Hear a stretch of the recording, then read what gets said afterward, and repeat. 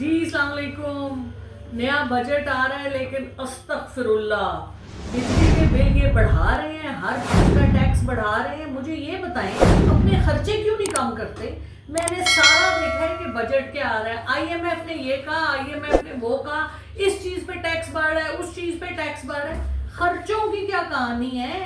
یہ جو انہوں نے بیوروکریسی کو اتنے 400 سے زیادہ آپ کے ڈپارٹمنٹس ہیں, اس میں لاکھوں لوگ آپ نے رکھے ہوئے, اور خاص طور پہ جو اوپر والے ہیں ان کی تو پرکس ہی ختم نہیں ہوتے, اور ہر 6 مہینے بعد جو نیا پرائم منسٹر آتا ہے وہ ان کی تنخواہیں بھی بڑھاتا ہے, ان کے پرکس بھی بڑھاتا ہے, اور خود منسٹروں کے اپنے تنخواہیں, پھر ان کے باہر کے ٹرپ, پھر ان کی گاڑیاں.